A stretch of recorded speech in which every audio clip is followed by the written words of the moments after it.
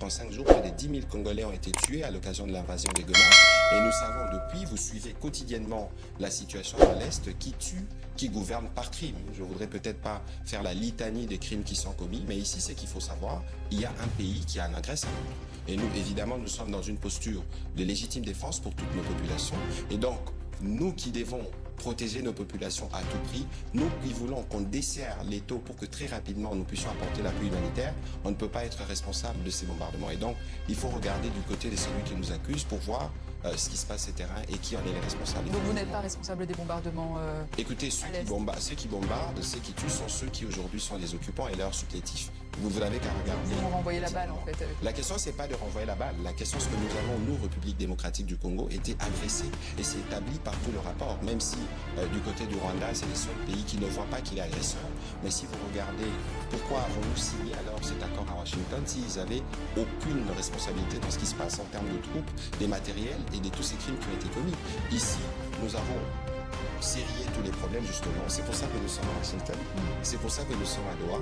Aujourd'hui, tous les problèmes sont à table et ce qui est attendu du Rwanda, c'est qu'il fasse sa part de responsabilité, comme nous faisons la nôtre pour nous assurer que nous atteignions l'objectif de la paix que pourra consolider et c'est la paix qui entraînera l'ouverture à des opportunités. Alors parmi les conditions et les engagements signés à Washington, il y a la neutralisation des FDLR, mais visiblement ils n'ont toujours pas déposé les armes. Que se passe-t-il? Écoutez, la question des FDLR, comme la question des réfugiés, comme la question du discours de haine, c'est des prétextes qui ont été utilisés par les Rwandais pour camoufler cette guerre économique. C'est la réalité. Et c'est bien pourquoi à Washington, c'est bien pourquoi à Washington, je vais y arriver, c'est bien pourquoi à Washington, dans cet accord, c'est un accord qui règle principalement le problème, la question de la sécurité avec notamment la question des FDLR et les désengagements de force, et puis la question des conditions qui vont nous permettre de créer un espace de stabilité dans la région, parce que c'est la volonté du président Tshisekedi de dynamiter l'économie dans cette partie du pays et partant dans toute l'Afrique. Ce que nous faisons, c'est que nous avons nos forces armées en communiqué. Il faut dire d'abord que les FDLR tuent les Congolais. Les Congolais sont les premières victimes. C'est pas seulement des Congolais qui sont tués, mais c'est toute l'exploitation illicite de nos forêts. Aujourd'hui, nous avons commencé, dans les cas de ce que nous avons convenu dans les CONUPS, la sensibilisation dans les zones qui sont sous notre contrôle. Il faut savoir que le gros du dispositif, d'après la cartographie qui a été préparée par les états-majors, sont dans les parties sous occupation. Et nous devons nous assurer de restaurer l'intégrité territoriale. Et nous allons traiter cette menace parce que c'est d'abord une menace pour nos propres populations. Et plus tard, d'après l'esprit de l'accord, ils doivent retourner au Rwanda, c'est leur pays, ils doivent être en mesure d'être accueillis et de s'intégrer dans leur société pour laisser finalement le Congolais vivre en paix dans leur pays. Qu'en est-il de la réouverture de l'aéroport de Goma pour acheminer l'aide humanitaire? C'est ce qui avait été annoncé lors de la Paris, mais visiblement c'est quasi impossible au vu de la situation sécuritaire. Non, la question c'est pas que c'est impossible. La question c'est que les équipes sont en train de travailler et pour nous il était question de rappeler très rapidement que l'aéroport de Goma, l'ouverture de l'aéroport de Goma dépend du gouvernement de la République démocratique du Congo. Si cela ne dépendait pas du gouvernement, il aurait déjà été ouvert.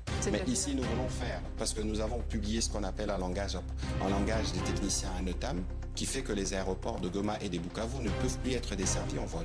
Mais parce qu'il y a des besoins d'intervention humanitaire, et donc au niveau du gouvernement, nous travaillons étroitement avec les différentes organisations, il y a un mécanisme qui va être mis en place qui permettra d'autoriser un certain nombre de vols. Il y a eu les discussions de Paris qui ont convenu d'ouvrir ces corridors humanitaires. Mais pourquoi ça dépendrait du Rwanda, au moment où nous parlons, je ne dis pas que ça dépend du Rwanda, ça dépend du gouvernement de la RDC parce que c'est nous qui donnons des autorisations, notamment aux aéronefs, pour atterrir sur cette partie du territoire. Et donc il y aura spécifiquement pour des besoins humanitaires parce que l'urgence est absolue.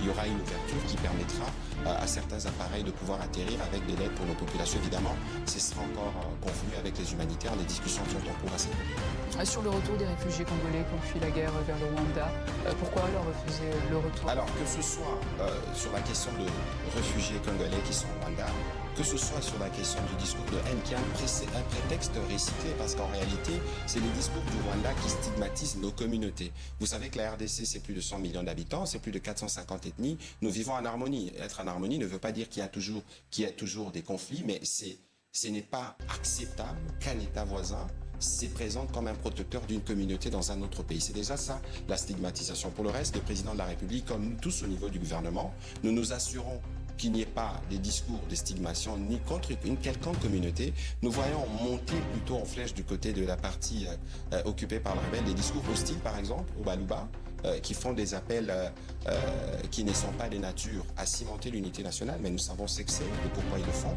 Mais nous, comme gouvernement, nous nous assurons de faire notre part pour que les Congolais, dans leur diversité, nous puissions vivre ensemble.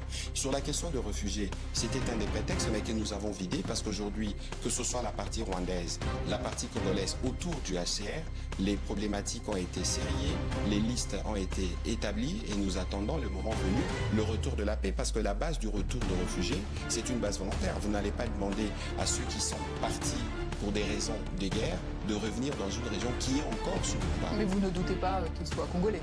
Bon, écoutez, nous, on n'a jamais douté de la nationalité des uns des autres, dans la mesure où, dans les cadres des lignes qui ont été tracées, notamment avec les HCR, nous aurons la possibilité de traiter de cas de ceux qui doivent revenir. Et donc, à ce moment-là, tout sera établi. Nous n'avons jamais été dans une posture d'exclusion d'une quelconque communauté que ce soit. Au moment où je vous parle, au niveau du gouvernement, au niveau de l'armée, au niveau de la police, la communauté Banyamulenge est bien représentée comme la plupart de communautés congolaises. Nous vivons en harmonie et donc il est hors de question pour un pays de continuer à surfer sur ces prétextes-là. Donc il ne s'agit pas de la théorie du grand remplacement soulevée par le président Tshisekedi. Non, écoutez, nous savons que dans ce qui se passe sur les zones sous occupation, il y a des choses qui sont inacceptables. Premièrement, lorsqu'ils arrivent, d'abord, ils détruisent tout ce qu'il y a comme document au niveau foncier, ils réattribuent des terres. Nous avons suivi, nous avons lu des rapports. Mon collègue de l'Intérieur, notamment, nous a fait plusieurs fois les points de populations qui reviennent. Ces populations-là, c'est pas des populations réfugiées, des populations qui viennent dans un cadre où on détruit tout ce qui est acte foncier. Ça veut dire qu'il y a une volonté d'expropriation, d'occupation des terres. C'est pour ça qu'au niveau du gouvernement, on travaille sur une ordonnance qui va déclarer de nul et des nuls effets tout ce qui est produit actuellement, tous les actes qui sont posés par ceux qui occupent illicitement cette partie du territoire. C'est pour ça que nous voulons vite aboutir dans les cadres des processus de Washington et de Doha, pour que rapidement nous puissions nous atteler à des questions prioritaires qui sont celles du retour de la paix, de l'amélioration de conditions humanitaires. On va parler sur le plan politique. Regardez ces images dans l'est de la RDC, toutes les confessions religieuses, la société civile, les mouvements citoyens du Sud Kivu et les membres de la diaspora ont lancé ce mardi la campagne citoyenne pour la paix. Justement, ils appellent au dialogue, tout comme certains opposants à Kinshasa.